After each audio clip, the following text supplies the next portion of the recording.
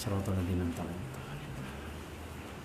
بسم الله الرحمن الرحيم. الحمد لله رب العالمين، والصلاة والسلام على أبي القاسم الأمين سيدنا محمد وعلى آله وصحبه أجمعين. سبحانك لا علم لنا إلا ما علمتنا إنك أنت العليم الحكيم. لا حول ولا قوة إلا بالله العلي العظيم. اشرح لي صدري ويسر لي أمري واحلل عقدة من لساني يفقهوا قولي. سدد لساني واهدي قلبي بحق سيدنا محمد صلى الله عليه وسلم. اللهم صل وسلم على سيدنا محمد وعلى آله وأصحابه صلاة لا نهاية لكماله وعلى كماله. اللهم صل وسلم على سيدنا محمد الفاتح لما أغلق والخاتم لما سبق ناصر الحق بالحق والهادي إلى صراطك المستقيم صلى الله عليه وعلى آله وصحبه حق قدره مقدار عظيم. بسم الله الرحمن الرحيم. الصلاة والسلام عليكم.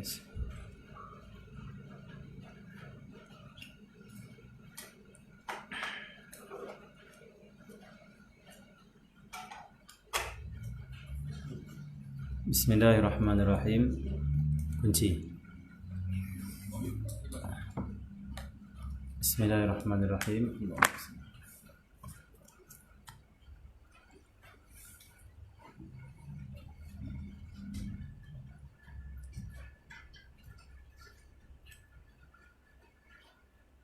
Bismillahirrahmanirrahim. Kata Imam Abdullah bin Ali bin Muhammad al-Haddad, nafa'na bi ulumihi barakatihi wa asrarihi fid darin amin ya rabbal alamin.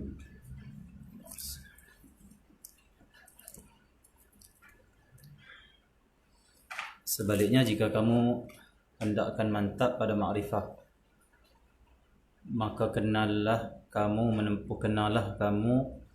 menempuh jalannya, iaitu melazimi taqwa zahir dan batin. Surat 55 Bapak Sayyidina Muhammad, perenggan 176. Menempuh jalan ni lah yang tak sanggup orang nak hadapi ni. Ada pemakrifat semua orang nak.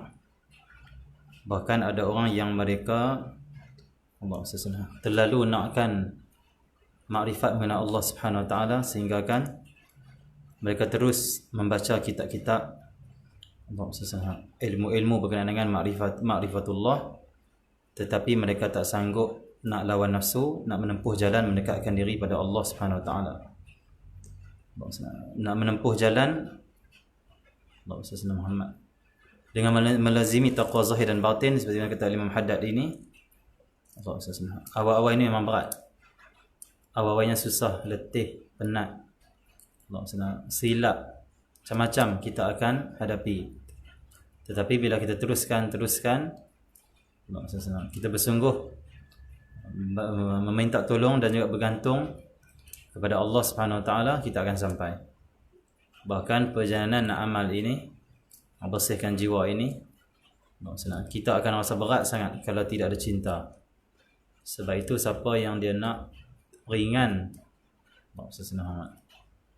dalam mujahadah, bersihkan hati dia untuk menjadi orang yang taat pada Allah, yang mendapat ridha Allah Subhanahu Wa Taala, paling penting adalah dia kena cuba mencari ilmu dan juga bimbingan yang membawa pada cinta.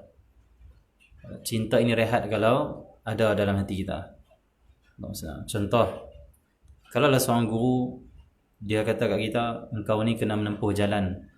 Apa maksud menempuh jalan? Apa maksud tariqah di sini?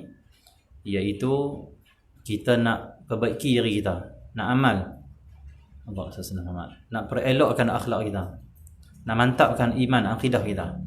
Jalan dia adalah Allah SWT meninggalkan ataupun menolak kehendak nafsu, dan cuba Allah SWT sedaya upaya berusaha untuk mentaati Allah Subhanahu Wa Taala. Contoh, seorang untuk guru, dia kata kat anak murid dia, kau ni kena menempuh jalan ni, kau kena perbaiki diri, kena amal ni. Allah SWT Muhammad nak kenal Allah, nak dekat dengan Allah, kena lalui jalan macam ni. Allah SWT Muhammad. Lepas tu Tok Guru dia kata apa? Balik hang zikir tiap-tiap hari 1000 kali. Tiap-tiap hari hang main mengaji. Lepas tu hang zikir sehari 1000 kali. Ini permulaan. Tok Guru dia kata, lepas tu selawat 1000 kali. Baca Quran sejuzuk sehari. Contohlah. Dan jangan tinggal sembahyang tahajud, sembahyang duha dan juga sembahyang witir. Allah SWT. Rawatib cuba buat juga. Cukupkan. Ini asas basic yang Allah SWT diberi oleh guru dia. Bila dia balik nak amal, dia akan rasa berat sangat. Kerana awal perjalanan kita kepada Allah ini, kita umpama orang yang menanggung barang. Tanggung barang. Tapi di akhir perjalanan, ataupun setelah kita dapat bantuan, pertolongan daripada Allah, bukan kita tanggung barang, tapi orang tanggung kita. Umpama orang tanggung kita. Tak ada apa-apa, relax saja. Tapi berat tak berat, kita untuk berjalan pada Allah ni mengikut siapa bimbing kita. Kalau seorang ulama, tok guru, mursyid, murabi kita bimbing kita cinta, ringan, rehat sikit. Tapi kalau dia bimbing kita dengan hanya menekankan amal, kita akan seberat. Sebab kata ulama, siapa yang menyuruh kamu amal, membimbing kamu dengan hanya amal, dia telah memberatkan kamu. Tapi siapa yang membimbing kamu dengan cinta-cinta, dia merehatkan kamu. Saya nak sebut apanya? Awal perjalanan berat dan sangat-sangat berat kalau tidak ada cinta. Allah SWT. Seperti mana seorang tok guru dia kata apa? Balik amal 1000 ini, 1000 ini, 1000 ini. Berat nun amal. Tapi ada tok guru, sebelum dia nak bagi 1000 ataupun sambil-sambil dia bagi zikir 1000, selawat 1000 dan sebagainya, amalan lah, tugas rumah ni, kerja rumah ni. Tok guru tu kata apa? Kita ni Allah bagi nikmat banyak dah. Allah sayang pada kita. Takkan kita tak boleh berzikir pada Allah kot. Sejak kita dalam ruh Allah cipta kita, kita dalam perut, kita beranak, lepas tu sampai ke ni Allah bagi rezeki, bagi nyawa, bagi iman, bagi Islam. Allah sayang, Allah jaga kita.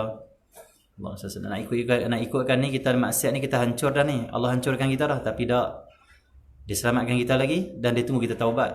Allah sangat baik kita ni. Allah sayang pada kita. Jadi berzikirlah pada Allah sebab kita nak syukur. Ingat kata dia tu sangat sayang pada kita. Cinta pada kita, kasih pada kita. Dia ringan berzikir, la ilaha illallah, la ilaha. Sebab dia pandang Allah bagi kebanyak. Ada guru bimbing macam tu. Kalau guru bimbing cinta, dia ringankan kita. Dia rehatkan kita. Dia kata kita ni kena ajak selawat kat Nabi SAW. Nabi sayang kita. Akhirat Nabi tak pernah lupa kita. Nabi bangkit nanti di akhirat, Nabi akan cari kita umat.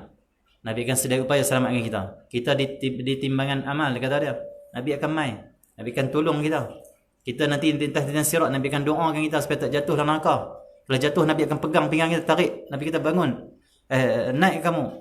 Teruskan jalan sampai kita ke syurga. Nabi sayang pada kita. Nabi sanggup berdarah, sanggup berperang, sanggup cedera itu dan ini susah payah untuk sampai ke Islam pada kita. Diselawatlah pada Nabi SAW. Nabi cinta pada kita. Ingat pada Nabi SAW. Diselawat tu bukan 1000, mungkin 2000. Ada guru bimbing cinta, ada guru bimbing amal. Yang bimbing cinta itulah yang akan meringankan kita dan merehatkan kita. Walaupun sebenarnya amal tu susah, tapi kita akan masa rehat. Kenapa? Susah terlalu mana pun kita ingat kata Allah ni bagi banyak dah. Dia nikmat dia banyak dah pada aku. Aku malu pada dia.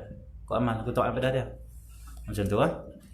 Tapi kalau hanya suruh amal, lama-lama Allah SWT. Boleh jadi murid ataupun orang ni dia akan putus asa. Sebab tidak ada cinta. Sebab itu kata ulama, cinta itulah yang akan menyebabkan orang taat. Man ahabba syai'an, Allah kan. Idza ahbabta syai'an kunta lahu 'abdan. Apabila engkau cinta pada seorang ataupun sesuatu, engkau akan jadi hamba kepada sesuatu tu. Engkau akan jadi hamba bagi sesuatu itu. Allah SWT. Dan kata-kata ulama yang lain, orang siapa yang cinta pada sesuatu, dia akan mentaatinya. Bila kita cinta Allah, automatik nak taat pada Allah. Automatik nak berzikir pada Allah. Sebab itu kita perlu ulama dan guru yang bimbing cinta pada kita. Cinta Allah, cinta Rasul. Tanam dua ni. Cinta Allah, cinta Rasul. Yang ni akan menyebabkan ringan dan juga mudah perjalanan murid untuk menuju Allah SWT. Okey ya. Walaupun susah, memang susah amal ni. Tapi bila ada cinta, ada kesedaran cinta, ada kesedaran rasa dicintai oleh Allah dengan Rasul, oleh Rasul, dia gerak tu, dia semangat sikit. Dan dia lebih ringan. Berat-berat tapi ringan tu ada. Rehat tu ada. Tenang tu ada. Allah SWT. Itu cinta. Kita cuba tengok kawan yang kita tak suka. Kawan tu kita tak apa nak suka dia. Allah SWT. Dia main pun kita tak selesa lah. Allah main pula dah. Tiba-tiba dia kata kita, hang tolong Ustaz pergi beli telur 10 biji kat kedai. Nak bawa balik tadi. Tolong beli, aku tak larat ni. Hang tolong pergi beli telur 10 biji. Berat kita nak pergi beli dia. Berat. Cuba yang kita sayang, yang kita kasih. Guru kita ke, mak ayah kita ke, bini kita ke, tunang kita ke. Abang tolong beli Ustaz telur 10 biji. Tak apa, abang beli 20 biji. Nampak? Kata abang beli malam lah. Tak apa, tengah hari ni juga abang beli, tak apa, tak ada masalah punya. Kalau kedai tutup, abang akan suruh dia buka. Demi sayang. Lautan berapi sangat ku renang. Nampak? Cinta, nampak? Macam itulah kalau kita dah rasa Allah. Kasih pada Allah tu ada. Allah selamat. Okey ya? Dia zikir tu, la ilaha illallah, la ilaha illallah, nangis. Kenapa? Dia ada zauq, Tapi kalau la ilaha illallah tak faham apa, duk faham kata Tok Guru sobat 1000 ni, Tok Guru sobat 1000 ni berat. Tapi kalau dia ada kesedaran sini, Allah, dia terlibat ringan saja. Macam tu. Satu, banyak murabbi mursyid ulama ni yang mereka itu guru yang bimbing orang pada Allah ni, kebanyakan mereka tanam cinta. Amal dia tanam juga. Tapi dia lebihkan cinta. Karena bila lebihkan cerita cinta, lebihkan didik cinta, bila orang tu cinta, dia akan lebihkan amal. Tapi kalau kita lebihkan amal, kurangkan cerita cinta, kurang didik cinta, akhirnya amal lebih dia sikit. Sebab cinta tak ada. Cinta, bila cinta banyak, amal akan bertambah.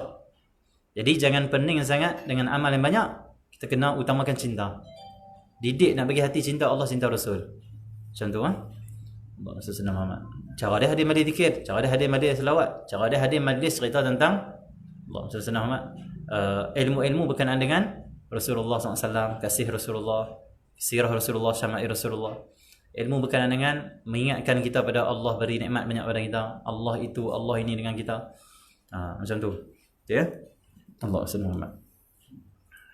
Itu jalan cinta. Jadi kata Imam Haddad, kalau kamu nak mantap makrifat dengan Allah, kamu mesti kena menempuh jalan. Jalan ni yang orang tak sanggup tempuh. Banyak orang nak makrifat tapi tak tempuh jalan. Allah Rasulullah Muhammad. Okey ya? Dia makrifat ni dia umpama mutiara yang duduk di dasar laut. Itu makrifat. Allah Rasulullah. Menempuh jalan tu umpama apa? Umpama kita naik kapal ataupun perahu ataupun sampan, tak kira, kita berlayar atas laut. Pelayaran tu yang tak sanggup orang tempuhi. Allah Rasulullah. Jadi Allah Rasulullah Muhammad, Allah Rasulullah. Bagi orang yang nak makrifat, betul-betul makrifat nak kenal Allah SWT, tempuhi jalan. Jalan apa? Melazimi taat zahir dan batin. Taat zahir, taat batin. Dan boleh kita rujuk cara nak amal ini di dalam kitab Al-Imam Al-Ghazali. Dalam kitab Bidayatul Hidayah, dia ajak bagaimana nak taqwa zahir. Dan Allah SWT Muhammad, bila taqwa di zahir dengan ikhlas kerana Allah, lama-lama kita akan taqwa di batin. Allah SWT. Okey ya. Kitab Bidayatul Hidayah kena mengaji, ataupun kalau kitab Imam Haddad ni Adab Suluk Murid, termasuk kitab Risalah Muawanah yang petang-petang ni. Yang ni nak didik kita macam nak taqwa di zahir dan nak taqwa di batin kita. Allah SWT. Dan mengamati ayat-ayat, dan kita kena tadabbur ayat-ayat Allah dan khabar-khabar hadis Nabi, ayat-ayat Allah. Yang ni kena tadabbur selalu kalau nak dapat makrifat. Dia kalau kita nak pegang Quran, yang kita kena ada 3 niat. Kalau nak dapat makrifat lah. Contoh kita pegang Quran, Allah SWT. Pegang Quran, sebelum baca, niat. Aku nak baca Quran ni, yang pertama aku nak ilmu rahsia adalah ilmu rahsia dia. Sebab Quran ni dia ada 70 atau 70 kata ulama, 70 lapis. Quran ni zahirnya kita baca contoh, innal ladzina kafaru sawa'un 'alaihim a anzartahum am lam tunzirhum la yu'minun. Allah kata apa? Innal ladzina kafaru, sesungguhnya mereka orang kafir ini, Allah SWT, sawa'un 'alaihim, sama saja ke atas kamu itu, a anzartahum, memperingati mereka, am lam tunzirhum, atau kamu tak peringati mereka, tak beri peringatan, tak ajak mereka, la yu'minun, mereka tak akan beriman, takkan dengar mereka ni. Ni kafir yang betul-betul tak akan menolak agama Allah SWT. Zahir ayat kita akan baca macam tu Tapi ada 70 lagi lapis batin ayat tu yang boleh kita fahami. Ini bagi orang yang bersih jiwa dan dibimbing oleh Allah SWT. 70 lagi dia faham lagi. Okey ya. Allah SWT. Jadi Allah SWT Muhammad Allah SWT Muhammad Allah SWT. Kata Imam Haddad, kalau kamu nak kenal Allah, makrifah dengan Allah, hendaklah kamu tadabbur ayat-ayat Allah. Tadabbur. Yang pertama, niat aku nak dapat ilmu ni. Ilmu ni maksudnya ilmu zahir, ilmu batin dan lain keluar ni semua aku nak dapat. Yang kedua, niat apa? Niat nak dapat hidayah dengan baca Al-Quran. Yang ketiga, Allah SWT Muhammad. Allah SWT Muhammad. Niat Allah SWT. Kita nak dikan Quran ini membersihkan hati kita. Bersih hati. Pertama, niat nak dapat ilmu. Faham betul ilmu Quran ni, hakikat makna Quran. Yang kedua, niat nak dapat hidayah, bimbingan daripada Allah lah, hidayah ni petunjuk Allah. Yang ketiga, nak hati kita bersih dengan bacaan Quran. Allah SWT. Apa tanda hati kita bersih? Kata Sayyidina Uthman bin Affan, sahabat Nabi SAW, kata dia, tanda hati kita bersih, Quran itu kamu tak kenyang. Tak kenyang dengan Quran. Orang tak akan kenyang Quran. Siapa hati dia bersih, dia tak kenyang dengan Quran. Apa maksud tak kenyang dengan Quran? Tak kenyang maksud dia nak tambah lagi. Kalau baca semuka rasa macam sejuzuk, tak bersih hati. Tapi kalau baca satu juzuk macam semuka, itu bersih hati. Selai baca nak baca lagi 2 lay. 2 lay dah baca nak baca 3 lay. 3 lay dah baca nak baca 4 lay. Itulah tanda bersih hati. Kalau tak boleh baca di sini, ada seorang dia tak boleh baca sini. Mungkin kurang di sini tajwid, dia tak berani baca. Okey, boleh baca surah hafal. Macam mana? Baca surah Al-Ikhlas. Baca surah Fatihah ulang-ulang contoh. Tapi yang terbaik surah Al-Ikhlas lah. Kerana ada hadis. Nabi kata apa? Nabi sabda, "Qul huwallahu ahad, ta'dilu thulutsal Quran." Itu hadis Sahih Bukhari. Maksudnya apa? Qul huwallahu ahad, itu surah Al-Ikhlas tu, dia menyamai 1/3 Quran. Menyamai 1/3 Quran kalau kamu baca sekali. Allah SWT. Majlis 10 juzuk lah 1/3. Kalau baca 3 kali khatam Quran, sempurna pahala. Sebab itu ulama-ulama di Hadramaut, Allah SWT, mereka sangat suka mengamalkan surah Al-Ikhlas. Kata Al-Habib Kazim, para wali besar itu yang dia paling besar sekali amalan yang dia amal selalu, yang dia suka sangat-sangat dia jaga, surah Al-Ikhlas kata dia. Allah SWT. Kerana surah Al-Ikhlas ni dia berkaitan dengan tauhid kepada Allah Subhanahu Wa Taala. Allah SWT Muhammad. Dan kata Al-Habib Kazim, siapa yang selalu amalkan surah Al-Ikhlas, jadi amalannya sehari 100 selamat dari fitnah Dajjal. Dajjal dia akan bawa satu fitnah, suatu fahaman yang rosak berkenaan dengan ketuhanan. Dia kata dia Tuhan. Tapi orang yang mengamalkan surah Al-Ikhlas, akidah dia terjaga, iman dia kuat, tauhid dia termantap. Kenapa? Cerita tentang tauhid. Surah Al-Ikhlas cerita tauhid. Qul huwallahu ahad, Allahus samad, lam yalid wa lam yulad wa lam yakul lahu kufuwan ahad. Dia takkan terpengaruh dengan Dajjal.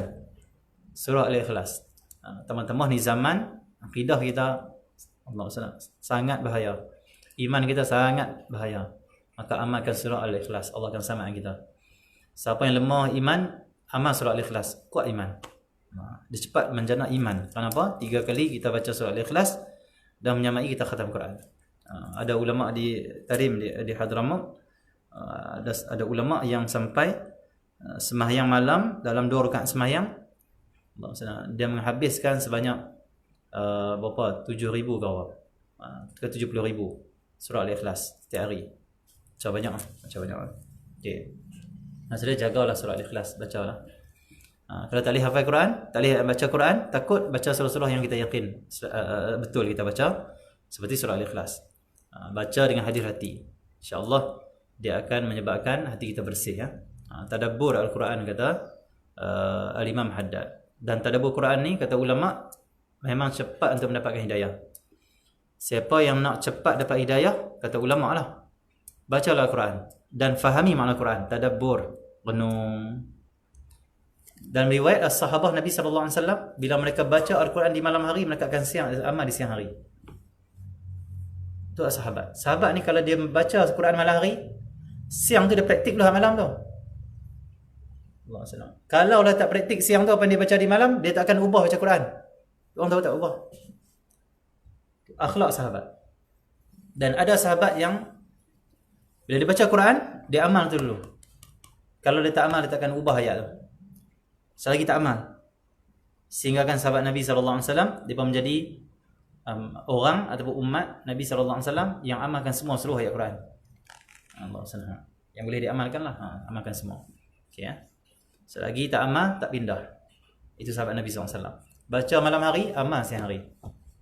Maksudnya setiap hari itu dia jadi macam orang baru sebab amal Al-Quran. Hari ni akhlak dia macam ni, esok akhlak dia macam ni, esok akhlak. Hari ni amalan dia macam ni, esok amalan dia macam lain. Kenapa? Semakin bertambah, semakin baik, semakin baik. Kenapa? Dia dapat bimbingan Quran. Oh, malam ni baca dapat ayat, masya-Allah, ayat ni masya-Allah, Allah kata macam ni, Allah, esok aku nak buat ni. Esok aku nak amal ni. Esok aku nak buat firman Allah ni. Aku nak praktiklah hidup aku. Akhirnya sahabat Nabi SAW setiap hari makin baik, makin baik. Orang pernah tanya pada Sayyidina Umar, tak salah, bagaimana hari-hari kamu? Hari kamu tu macam mana yang kamu lalui? Kata sahabat Nabi SAW, kami melalui hari-hari kami, itu para sahabat lah, melalui hari-hari kami, hari ini, hari esoknya lebih baik pada hari ini. Begitulah setiap hari. Sahabat ni hidup dia apa? Esok lebih baik pada hari ini, lusa lebih baik pada hari yang sebelum tu. Maksudnya setiap hari semakin baik. Akhlak semakin baik, iman semakin baik, ilmu semakin baik, perangai semakin baik, ibadat semakin baik, taat semakin baik, semakin elok, semakin elok, semakin khusyuk, semakin tawaduk, semakin takut pada Allah, semakin dermawan, semakin lembut hati, semakin berilmu, semakin bercahaya hati, semakin. Allah SWT. Tapi kita hidup di akhir zaman, kita ni umpama kapal yang belayar lah, naik turun. Teruskan saja. Sebab Islam di akhir zaman Nabi dah sebut dalam hadis riwayat Imam Ahmad, hadis sahih, Nabi kata mengamalkan Islam di akhir zaman itu umpama menggenggam bara api. Maksudnya apa? Genggam bara api maksudnya kita pegang betul ni agama akhir zaman macam tu. Bara api nak boleh pegang terus. Panas tu. Saat semayang, saat tak semayang. Saat jaga mulut, saat tak jaga mulut. Saat jaga mata, saat tak jaga mata. Saat baik, saat jahat. Saat akhlak baik, saat akhlak buruk. Saat pemarah, saat penyabar. Dia naik turun. Itu akhir zaman. Allah SWT. Hari ni kita boleh jaga lidah, jaga mata semua. Tak ambil tahu isu-isu. Tengok satu hari kawan kata apa? Ni isu paling panas ni, takkan tak ambil tahu. Betul lah. Macam mana? Ambil tahu kan, nampak. Saat boleh jaga, saat tak boleh jaga. Akhir zaman macam tu. Okey ya. Allah SWT Muhammad. Tapi macam mana? Teruskan. Macam tu. Genggam bara api Nabi kata. Akhir zaman. Agama ni tu. Naik turun je. Itu kita mampu buat. Sampailah bara api itu jadi abu. Jadi arang. Waktu tu baru istiqamah. Zaman dulu, agama tak macam bara api pegang. Dapat Islam, masuk Islam ataupun dapat ilmu agama, dapat kenal Tuhan, dapat kenal Nabi, straight terus sampai mati. Zaman dulu, zaman sahabat, zaman salafun salih. Wali terus dia apa? Cepat. Allah SWT. Istiqamah. Zaman lah ni nak istiqamah tu perjuangan. Allah SWT. Sebab itu kata Pak Tuan Guru Ayub kata, Pak Syuk beritahu lah. Dia dapat pada Tuan Guru Jamal Zudi kata salah. Tok Guru kata apa? Zaman dulu, orang yang mujahadah lawan nafsu ni, naik turun ni, dia bukan wali. Dia baru orang yang nak berjalan, nak perbaiki diri. Orang biasa maksudnya. Zaman ni, akhir zaman, siapa yang mujahadah lawan nafsu, walaupun baru saja nak lawan, naik turun, saat baik, saat tak baik, dia itu wali Allah SWT. Wali lah. Dia martabat awliya kat sana. Dia ada martabat rasul-rasul, betul nabi-nabi, martabat wali. Dia duduk martabat wali lah. Dekat dengan martabat wali-wali. Dekat dengan martabat nabi-nabi. Wali lah dia. Kenapa dia wali? So di akhir zaman nak cari orang lawan nafsu tu payah. Dia lawan nafsu tu kira martabat tinggi dah. Zaman dulu semua orang lawan nafsu. Satu hak lawan nafsu jadi orang biasa semua sebab semua orang buat. Zaman lah ni orang ikut nafsu. Orang berjuang ikut nafsu, bukan berjuang lawan nafsu.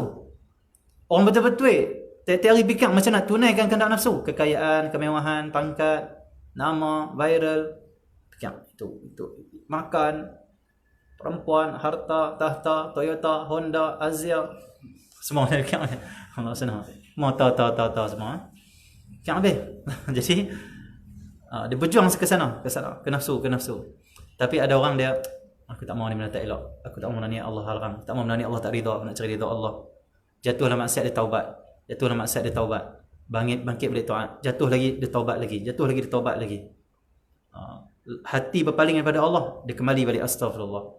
Hati nak manusia bukan nak Allah, dia istighfar astagfirullah. Semayang nak orang pandang, astagfirullah, aku nak Allah pandang. Lawan. Ini wali Allah SWT. Wali dah. Darjat dia dekat dengan Nabi-Nabi. Sebab lepas wali Nabi, lepas Nabi Rasul, dekat Allah SWT. Okey ya. Sebab tu kadang-kadang kita tengok orang tu tak baik mana pun hidup di zaman kita ni. Mungkin dia penyanyi, Mungkin dia jenis orang mabuk ke apa, tak kira lah. Mati tengok baik, mati hari Jumaat, mati senyum pula tu. Sebab zahir mata kita tengok dia minum arak, dia jahat, padahal malam-malam dia menangis tu. Tuhan, bukan aku mau macam ni, aku lemah nafsu, astagfirullah. Malam tu taubat, esok tak mau dah. Esok jumpa kawan, jatuh pula. Malam taubat lagi. Mati dia husnul khatimah. Kenapa? Hakikatnya sebelum mati Allah dah angkat martabat wali. Kenapa? Mujahadah. Dia ada lawan. Dia bukan serah semua, tapi lemah. Allah SWT. Tapi janganlah kita, Allah SWT, macam tu selalulah. Maksudnya kita cubalah ubah, kalau boleh ubah, minta tolong Allah SWT. Semua hakikat daripada Allah lah, ujian daripada Allah. Tapi kita jangan tinggal mujahadah saja. Ada orang kata, ustaz saya tak mau dah, saya taubat, saya ulangi maksiat yang sama.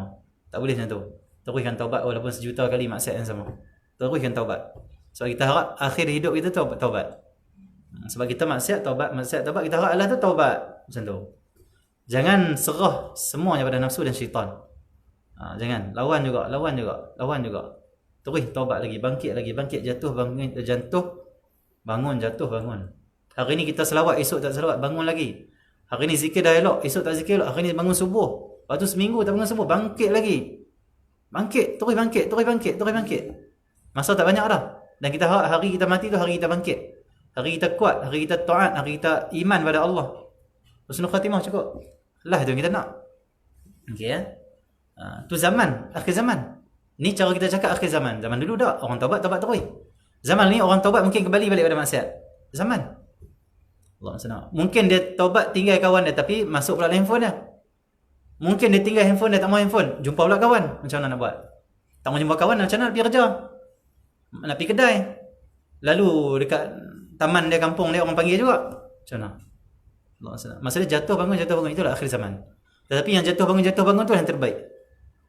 Allah SWT. Sebab mereka sedang menuju kepada husnul khatimah, sedang menuju kepada istiqamah. Lama-lama Allah akan bagi terus. Sebab itu sabar kalau kita diuji macam tu. Jangan tinggal taubat, jangan tinggal perbaiki diri, jangan tinggal mengaji, jangan putus asa. Ada orang mengaji dah elok, lepas tu dia lemah, dia tak main sampai seminggu dua, syaitan bisik kat dia. Hang tak happy lah. Nanti kawan-kawan kata hang tak main lama. Happy lah, hang memang teruk, hang memang tak ada harapan. Tak payah. Dia ikut syaitan. Ada orang, seminggu dah aku tak pergi ni. PMC dia kata, baby dia kata apa? Aku nak perbaiki diri aku.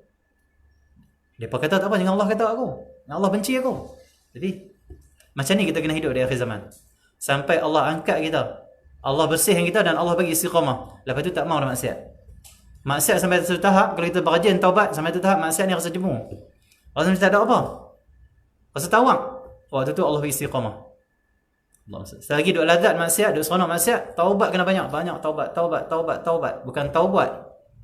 Taubat teruk. Taubat. Mengumpat sedap tak? Mengumpat sedap. Tambah akhir zaman isu banyak. Istighfar, astagfirullah. Esok mengumpat lagi, astagfirullah, taubat lagi. Taubat sampai nak mengumpat tu rasa tawak macam mana lah.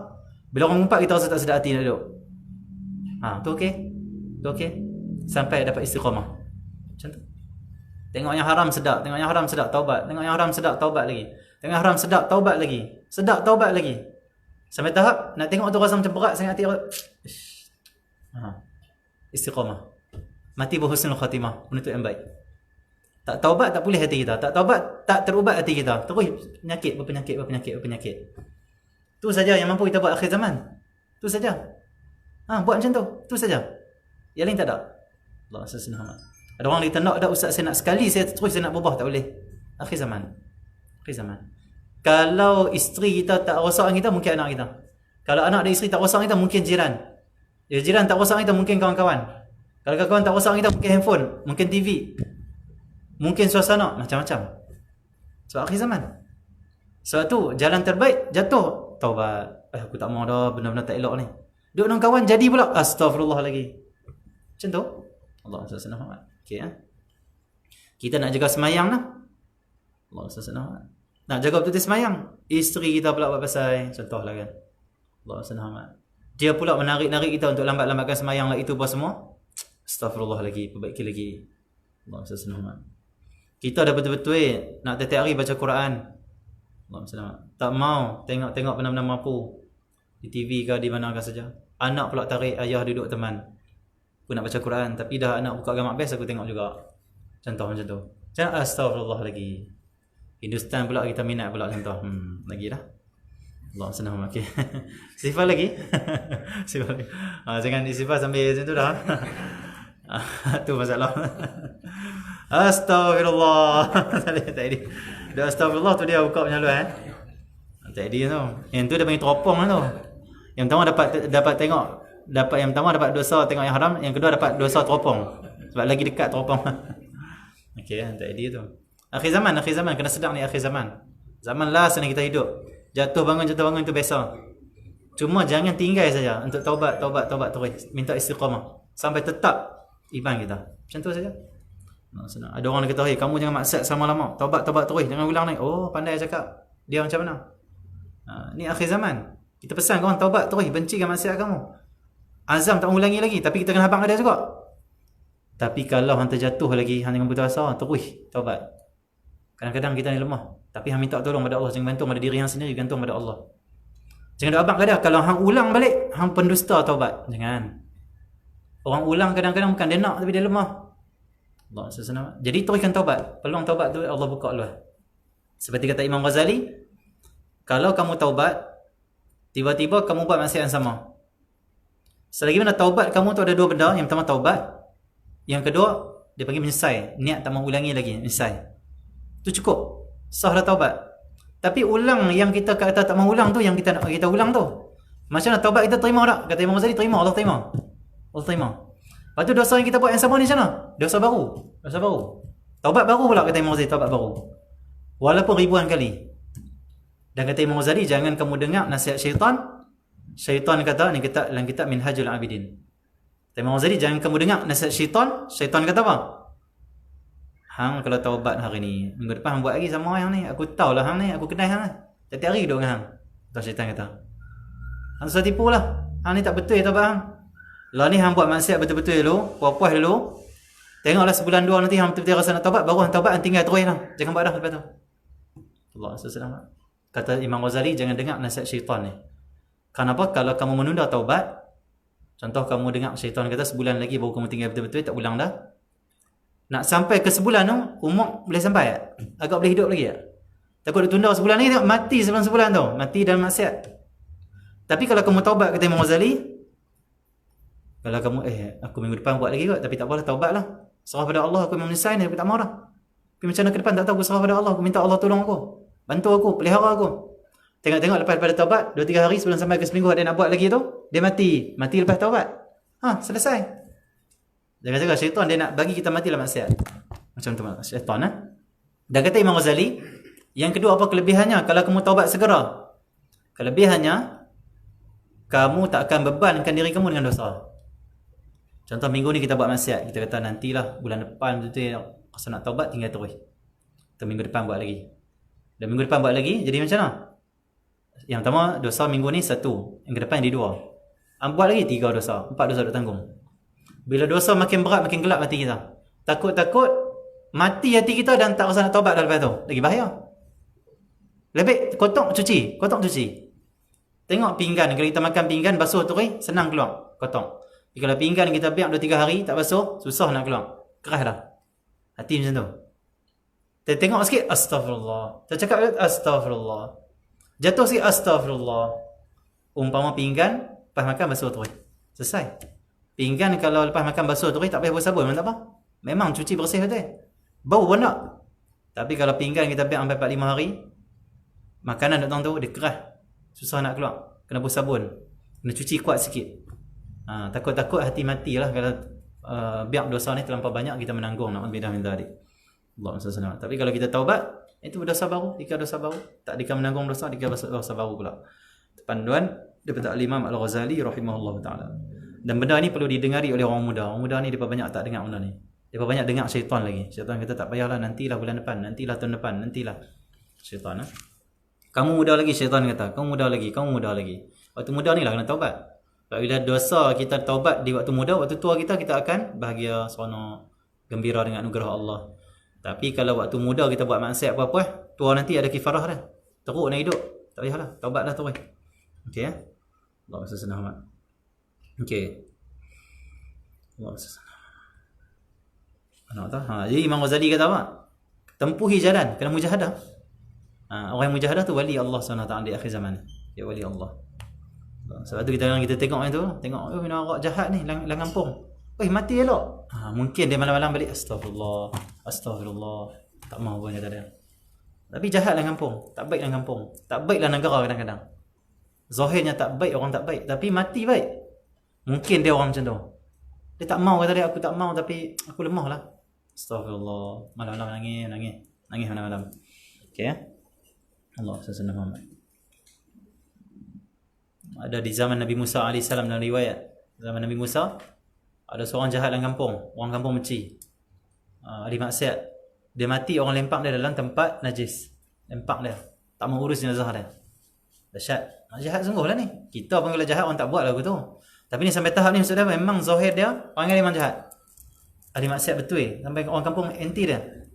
Ahli maksiat zahirnya memang buruk. Allah SWT.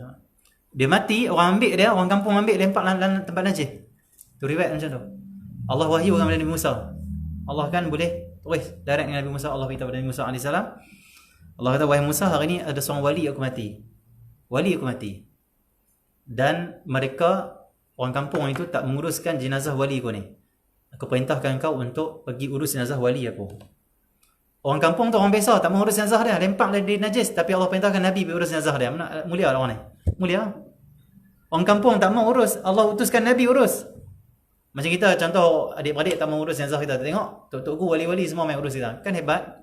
InsyaAllah orang kampung tak mau urus aku. Tengok wali-wali semua yang urus aku. Malaikat yang urus jenazah aku. Ada orang mati, malaikat urus jenazah dia.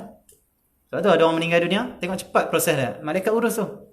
Orang jadi macam tak perasan dia cepat lancak sampai dia turun dalam kubur. Tak nampak. Sebalik itu malaikat datang urus, malaikat datang solat, malaikat datang mandikan jenazah dia. Dan ini berlaku sejak zaman Nabi SAW. Ini wali-wali besar lah.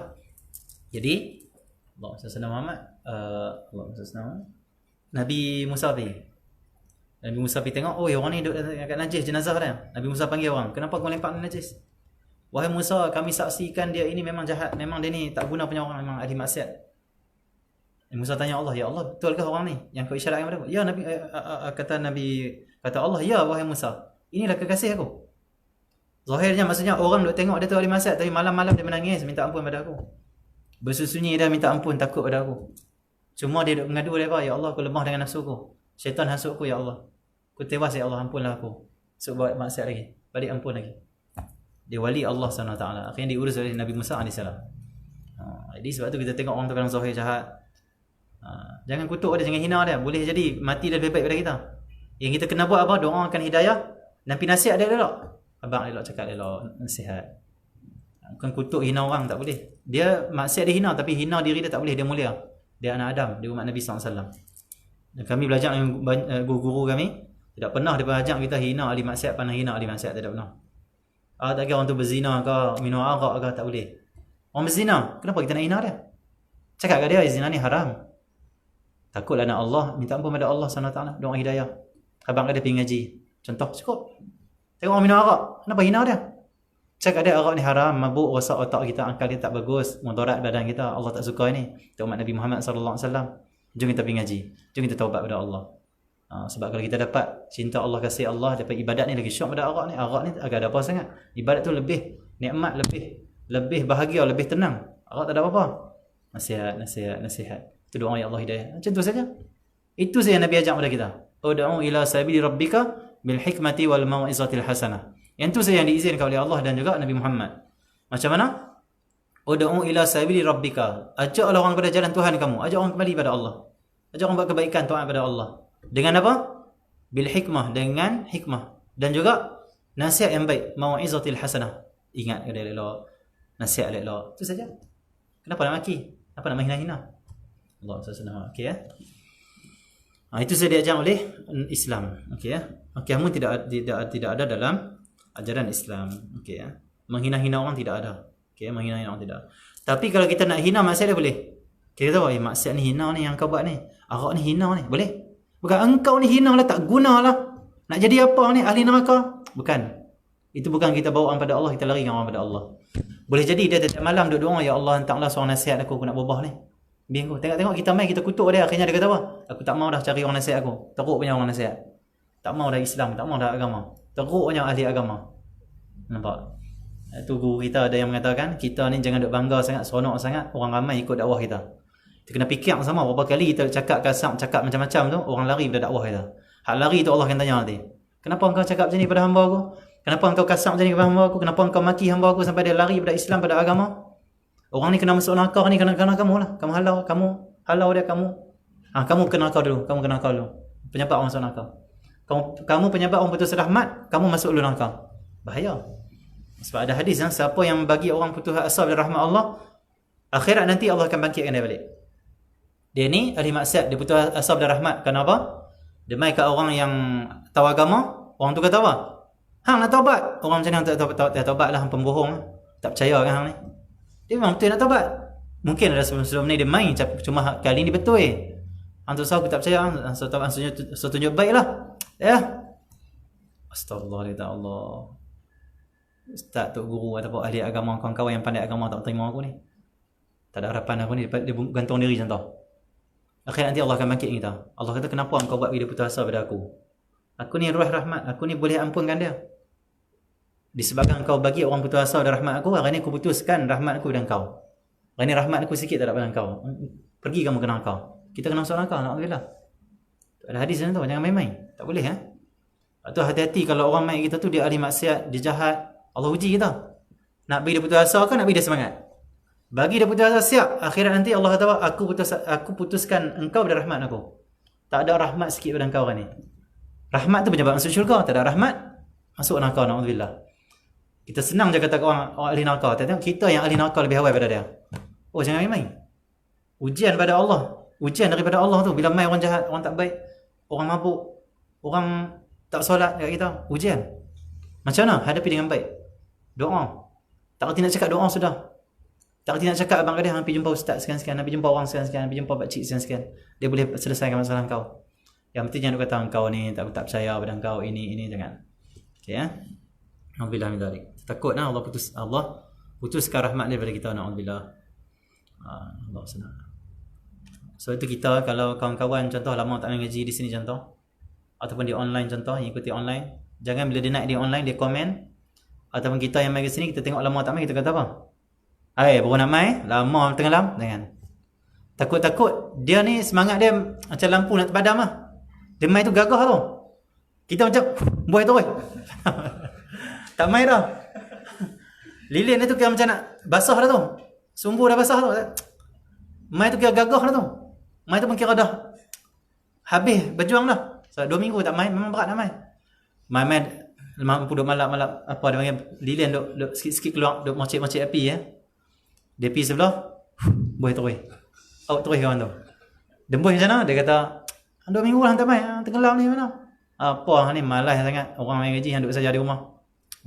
Aku nak perbaiki diri depa kutuk aku, hina aku, tak main dah. Jangan. Alhamdulillah. Akhirat nanti kena tanya, Allah tanya kenapa engkau buat macam ni kat dia. Jenuh nak jawab. Jenuh nak jawab. Okey Tengok kawan lama tak main buat apa? Apa bang sihat ke? Macam tu lah. Cukup. Jangan ada tambah. 2 minggu. Tak. Okay, dah tahu sudah. Okey. Dah tahu sudah. Allah sudah. Biar dia sering aku tak apa. Dia sengang aku. Aku lama tak main. Kita senyum dah lah. Tak apalah, tak apa. Lepas ni main balik. Macam tu cukup. Jangan kita orang faham juga tu. Ingat tak faham. Lagi teruk tu. Ingat buat tak faham juga. Memang main tak main lama. Jangan. Buat tak kerti sudah orang tak main lama. Okey Saya pun jenis tak tegak-tegak orang tak main ngaji apa lama-lama tak tegak orang YP. Kita bukan duduk di pondok yang sedia ada pelajar. Kalau pelajar tak apa dia terikat kita, ada banyak yuran apa semua kita boleh tekan Kalau orang maksudnya apa masyarakat, kawan-kawan, sahabat-sahabat orang kampung tak boleh tu. Lebih pada kelemah lembutan tarik orang saja. Kalau orang duduk memang pondok kita memang dia dah janji kita akan ikut peraturan kita, itu lain. Dakwah ni dia perlu macam tu. Dia perlu dengan penuh hikmah, lemah lembut macam tarik rambut dan tepung. Jangan kalut. Ada orang kalut, tak boleh aku nak bagi dia ni baik terus, tak boleh. Relax dulu. Kadang mungkin dia masuk balik kita pakai rambut pendek, dia dah tahu dah. Dia akan faham sendiri. Tak elok semua orang pakai, orang tak ada orang pakai rambut pendek pun. Namun dia akan faham. Ataupun kita habaq secara baik-baik. Kata kalau pakai rambut panjang elok juga. Macam tu cukup. Jangan apa ramai kuliah aku ni pakai rambut pendek. Jangan. Macam tu dakwah. Ustaz Ali dulu kita cerita itu, Ustaz Ali dulu pernah duduk tunggai Ustaz Ali Matamud dulu. Tok Guru Tasawuf tu Kedah Ustaz. Dia dulu ayah saya cerita, tok wan saya pun kawan dengan dia apa semua. Ustaz Ali ni dia pernah sewa rumah di Tungkai ke di mana? Allah sana. Tapi tercemar pula kalau sebut nama Tungkai lah. Dia bawa rumah dia tu orang main judi. Ada pot main judi. Dia sewa rumah situ. Tang-tang nak pergi ngajak, keluar nak pergi main ngajak di masjid, di maghrib lah. Tang-tang keluar. Dia suruh bini dia masak cicok, bancuh ayak, jamu kat orang main judi. Kalau kita macam mana? Ini tak boleh. Apa? Jamu orang main judi? Kita kalut sangat-sangat. Nak cegah semua kira kalut. Tiap-tiap hari dia buat. Tak kata apa. Tengok orang main judi, dia main judi, tak apa, jamu dia cocok dengan ayak. Kuih apa semua. Tiap-tiap petang dia buat. Sampai satu waktu, dia kata apa? Jom ikut saya pergi ngaji pula kot. Pergi semayang pula masjid kot. Lama dah kita duduk macam ni apa semua. Semua tinggal main judi dan jadi anak murid dia. Semua ikut dia. Kenapa? Dah kasih cinta, segan. Itu dakwah. Itu dakwah ulama-ulama buat. Macam tu. Ada seorang Habib di Tarim, lepas mengajak petang, pakai jubah saban macam ni, lidak apa? Pergi padang bola, bawa kitab semua, padang bola, tengok main bola. Tiap-tiap hari pergi tengok. Sampai dia pun ni seronok. Oi, Habib, ulama main tengok kita main bola. Saya duduk tepi padang, lepak tengok orang seronok. Allah senang. Dia tengok tu sampai hati dia, ingat Allah lah kan. Tapi cuma nak dakwah lah. Seronok tengok. Satu hari dia kata apa? Bila orang mula dekati dia kata, hampa nak tak buat liga perlawanan bola sepak di sini, di Tarim lah, di Yaman. Aku buat keluar duit, sponsor hadiah. Hampa lawan, aku sponsor hadiah dia. Keluar duit. Oh, seronok Habib. Ulama ni nak sponsor kita main bola ni. Dia buat. Akhirnya dia lawan bola. Dia bagi hadiah apa semua, keluar duit apa semua. Sampai dia pun ni sayang kat dia, duduk dengan dia. Dia main tu dia pun seronok, raih dia. Duduk raih. Dia tak kata apa tak kata. Tak kata hampa ni kena pakai macam ni, hampa kena buat macam ni. Padahal saya pakai pendek semua tu. Akhirnya dia kata apa? Hampa nak tak mengaji kitab, ngaji asas-asas agama, nak lah aku nak ngajak. Dia kata nak tapi malu pergi masjid. Tak apa, main rumah saya malam-malam, tengah-tengah malam, tak apa. Akhirnya yang main bola ni, yang pakai pendek, yang tak semayang apa semua ni, akhirnya dia nak murid dia jadi ulama dan pendakwah pada waktu ni. Yaman tu banyak pendakwah, wali-wali tu asalnya macam tu hidup dia. Jadi sebabkan dakwah, kesabaran, hikmah seorang wali, seorang ulama dakwah kan. Tak. Betul macam tu. Akhlak dia pun. Jadi tak perlu kita duk haram. Memang haram, tapi cara nak beritahu haram tu kadang dia ada cara dia tu. Cara dia. Ada seorang, saya pernah jumpa seorang ibu lah. Dia kata anak dia pakai tudung sebab seorang ustaz kata dia. Ustaz kampung lah, lalu depan rumah tengok mak dia pakai tudung, anak dia tak pakai tudung, anak darah. Duduk depan rumah lepak. Kampung biasa lepak depan rumah. Allah SWT. Ni kita kena ingat, lepak depan rumah tu kena pakai tudung. Kena pakai tudung, orang lalu dalam nampak. Ustaz ni lalu, mak dia angkat tangan, ustaz ni berhenti. Tanya khabar mak dia apa semua. Dia tengok anak darah dia tak pakai tudung. Dia kata apa? Kalau pakai tudung mesti lagi elok kata dia. Mesti nampak elok. Tapi anak darah ni bukanlah anak darah yang anak kahwin ni, maksudnya sekolah rendah lah lebih kurang. Umur 11 tahun lah. Kalau anak darah dewasa boleh kahwin tu lain lah. Dia kata apa ni, kalau pakai tudung lagi lawa nampak. Lagi nampak lawa. Lagi elok. Anak dia lepas tu duduk depan rumah pakai tudung. Dia kata apa? Ustaz kata dia lagi elok kalau pakai tudung. Tak kata haram pun. Ada kata haram muka aurat. Tu dakwah kadang macam tu. Allah sedang macam tu. Okey ya. Sebab tu kena belajar cara dakwah. Dakwah tu ada 3 jalan kata ulama. Yang pertama ta'lif, yang kedua ta'rif, yang ketiga taklif. Ni kita belajar dakwah dengan guru kita di sana. Dan saya dah buat balik kitab dakwah. Kitab dakwah ni maksudnya kitab cara nak berdakwah cara yang betul. Ada kitab. Allah sedang. Nanti ada masa kita belajar sini. Dakwah ni peringkat pertama dakwah mesti ta'lif. Ta'lif tu apa? Ta'lif ni tackle hati orang, bagi orang cinta dulu. Guru kami kata buat makan, bagi orang makan, sembang-sembang, minum-minum dengan mereka. Makan kena buat. Guru kami kata nak tarik orang ke jalan Allah ni, kena ada waktu kita buat makan-makan. Itu baguslah kalau abang manduk buat makan. Itu untuk bagi satu dakwah sebenarnya. Kalau kita tengok orang ni buat makan, dia tak ngajak kita pun. Buat makan tu pun dakwah dia tu. Mungkin tu dakwah yang paling besar. Belanja orang makan, dakwah tu. Dakwah tu. Bagi makan ni nak bagi lembut hati orang, nak bagi dia panggil apa? Tackle hati orang, tackle hati. Lepas orang dah kita dah tackle hati dia segan pada kita, dia selalu main majlis kita, main doa kita, main sembang, mesra kita. Yang kedua barulah step ta'rif. Ta'rif apa? Perkenalan. Kenalkan pada dia. Kenalkan apa? Tentang hukum ni, tentang kebaikan ni. Kita kata ini baik, majlis ilmu ni bagus, ini bagus, masjid ni bagus, solat jemaah ini. Oh tu dia akan dengar. Dia akan dengar saja. Kenapa? Dia dah jatuh hati. Yang ketiga, peringkat ketiga, bila kita tengok dia boleh terima, dia dengar dengan elok, baru taklif. Taklif ni apa? Baru bagi tahu dia, sembahyang ni wajib, jom kita sembahyang. Mengaji best, jom kita pergi ngaji. Suruh mak dia, suruh. Lepas tu dia akan buat. Dia takkan tinggal. Kenapa? Hati dia tertepak dengan kita. Macam tu tepak hingga bawah. Okey ya. Allah senang. Teman-teman orang tua yang depa ada akhlak macam ni, depa akan boleh tarik anak muda ramai. Setengah orang tua ni depa tengok anak muda nak bubuh terus. Aku tak leh, dia kata, aku tengok budak-budak muda ni. Aku kena kata depa. Depa tak kata tak sedang. Ada pula orang tua tak mau kata tu. Panggil main makan. Sponsor mungkin suruh depa lawan bola. Dekati macam tu. Lama-lama dengan cara tu lah depa terikat hati dengan dia. Dia ada jasa pada depa. Akhirnya waktu tu lah dia bagi nasihat. Berubah orang. Okey ya. Tu ulama ajar macam tu. Okey, hendaklah melazimi taqwa zahir dan batin dan mengamati ayat, kena tadabbur ayat Quran. Kalau kita nak dapat hidayah cepat, baca Quran, fahami makna. Akan masuk di hati. Sebab dia kalam Allah. Sangat ajaib. Kadang kita ilmu iman, tak larat, buka Quran nak baca. Tengok macam ayat tu kata kita. Semangat balik. Ni ayat Quran. Quran ni dia hudan lil muttaqin. Hudan lil muttaqin. Petunjuk bagi orang bertakwa kepada Allah. Lemah, ada masalah, baca Quran banyak-banyak. Di situ akan jumpa masalah, kita akan selesai. Baca saja, akan nampak petunjuk Allah Subhanahu wa ta'ala. Dan merenung pada malakut langit dan bumi dengan qasad mengambil iktibar. Macam nak dapat makrifat? Kata Imam Haddad, tengok malakut langit dan bumi. Malakut ni apa? Segala ciptaan Allah, kerajaan Allah yang ada langit dan bumi. Dan malakut ini juga kita lihat sebalik alam. Jangan lihat alam, lihat sebalik alam. Dipanggil alam malakut. Dia adalah alam, dia ada alam musyahadah ataupun alam mulk. Alam mulk ni iaitu alam yang kita boleh nampak. Dia ada alam malakut. Ada alam lahut, ada alam jabarut. Jadi alam malakut ni apa? Dan malakut, alam jabarut, malakut, mulk, apa saja alam ni sebut oleh tasawuf. Alam ni maksudnya berkaitan dengan hati, peringkat hati maksudnya. Kalau kita duduk di alam mulk, alam dunia ni lah, dia tak pergi ke mana, tapi alam hati maksudnya. Kalau hati kita duduk di alam mulk, kita tengok tiang nampak tiang, tengok hujan nampak hujan, tengok orang insiden nampak orang insiden, tengok orang miskin nampak orang miskin, tengok orang kaya nampak orang kaya, itu saja. Tapi bila kita bersih jiwa kita, kita akan masuk ke alam malakut. Bukan kita jasad kita nepi satu tempat terbang, tak.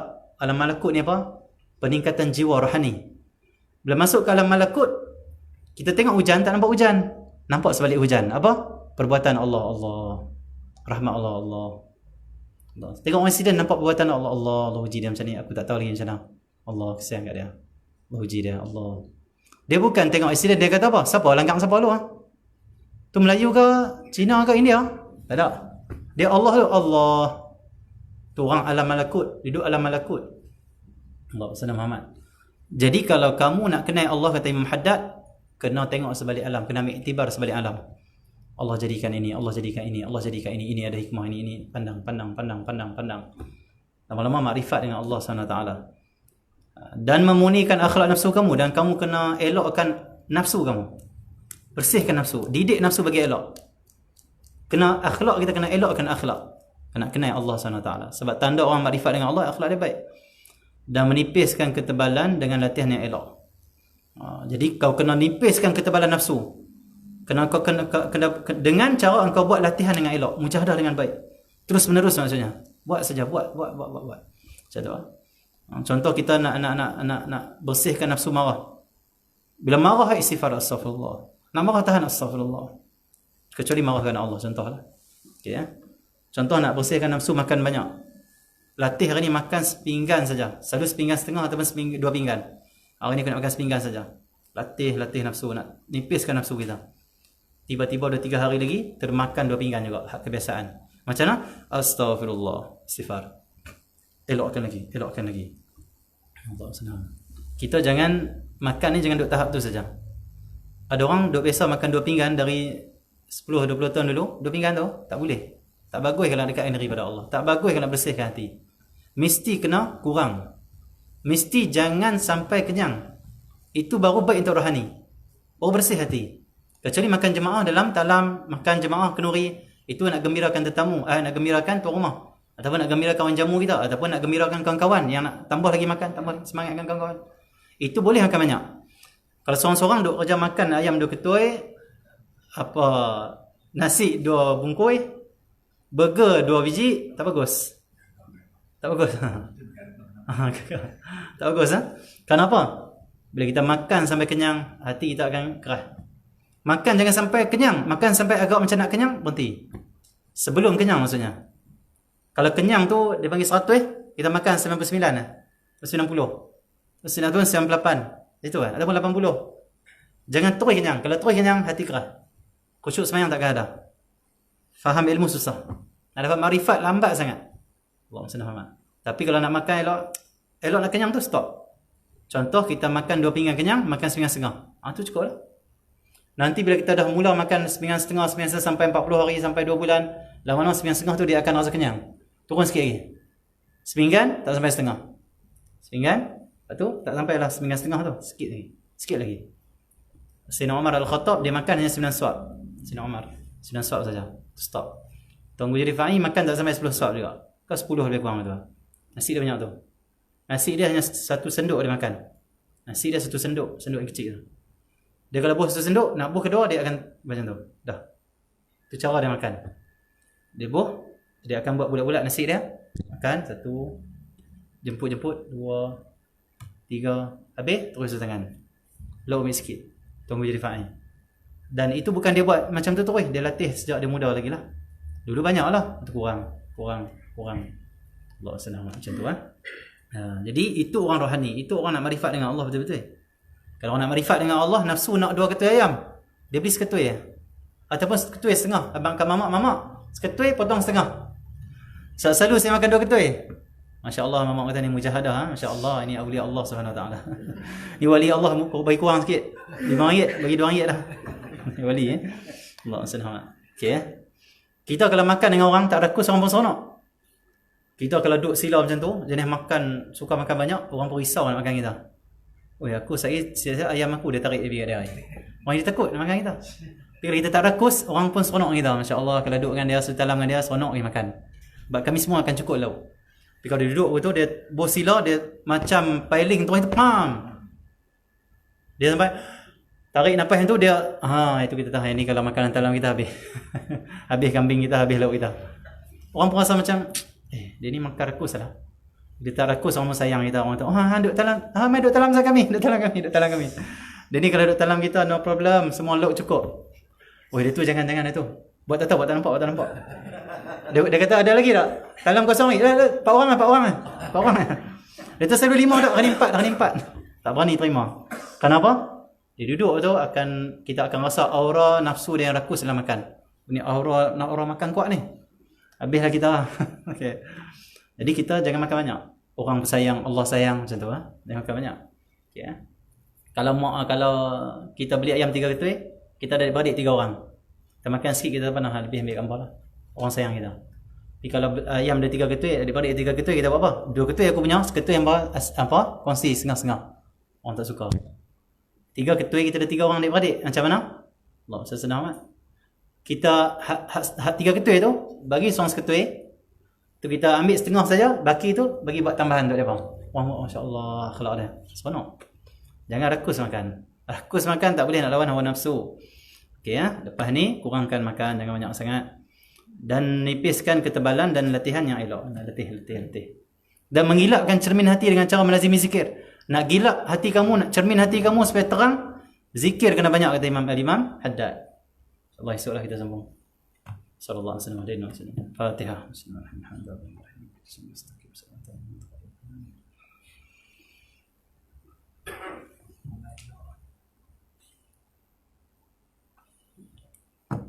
Alhamdulillah ada tajaan pada petang ini daripada Akmal Fahim bin Fakhr Razi. pada atas Kedah. Doakan Allah kabulkan hajat saya, doakan semoga Allah bersihkan hati saya, Allah kurniakan makrifat dengan mengenal Allah, dan diberikan kebaikan dunia dan akhirat, mendapat ridha dan kasih sayangnya serta selamat dari fitnah akhir zaman. Begitu juga umat Islam seluruhnya, amin.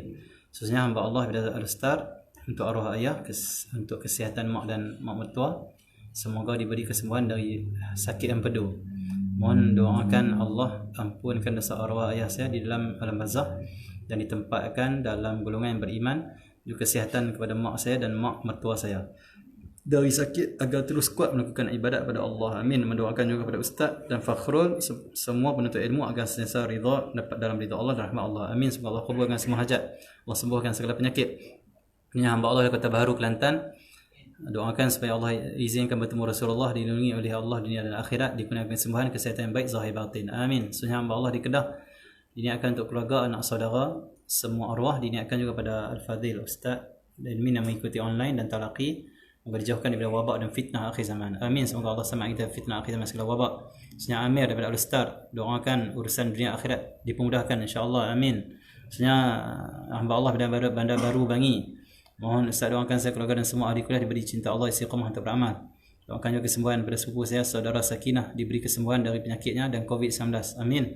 Semoga Allah sembuhkan semuanya yang menghadapi kesakitan. Sebenarnya hamba Allah daripada Kahang, Johor, doakan kami sekeluarga umat Islam dimudahkan urusan dunia akhirat, Allah kekalkan nikmat iman hingga hujung nyawa, dijauhkan siksa kubur dan neraka, amin. Semoga Allah selamatkan kita semua. Sebenarnya hamba Allah pada Al-Star, semoga saya, keluarga saya, kawan-kawan seluruhnya dimudahkan dalam perjalanan menuju jalan yang diridhai oleh Allah, amin. Allah mudahkan. Sebenarnya Puan Kamida, Perak, mohon Ustaz doakan arwah Haji Muhammad Azman bin Haji Abu Bakar Hassan, semoga Allah tempatkan dia di syurga Firdaus yang tinggi bersama Nabi Muhammad sallallahu alaihi wasallam. Sebenarnya hamba Allah dan nilai Negeri Sembilan, doakan saya sekeluarga agar istiqamah dengan amal soleh, amin. Semoga Allah beri kekuatan istiqamah. Sebenarnya hamba Allah pada Johor, semoga saya istiqamah, semoga Allah kabulkan segala hajat dan niat. Sebenarnya hamba Allah daripada Al-Star diniatkan untuk ahli keluarga, sanak saudara dan semua mengikut secara online atau talaqi. Apa saya doa dari Ustaz, semoga Allah membalas semua kebaikan dan sebesar ganjaran pada semua penginfak untuk pengajian, pembinaan, tajaan kuliah dan semua perkara yang terlibat dengan rumah darsa. Semoga Allah kabulkan segala hajat, Allah beri kebaikan yang terbaik kepada semua penaja-penaja kita, Allah murahkan rezeki zahir batin, dan semoga Allah kurniakan kita makrifah pada Allah, makrifah yang sebenar, dan semoga Allah SWT tingkatkan rohani kita sehingga kita dapat memandang Allah Subhanahu Wa Taala, dapat melihat kebesaran Allah Subhanahu Wa Taala, dan semoga Allah Subhanahu Wa Taala masukkanlah dia kecintaan pada Allah, kecintaan pada Rasulullah SAW sallallahu alaihi wasallam. Alhamdulillah.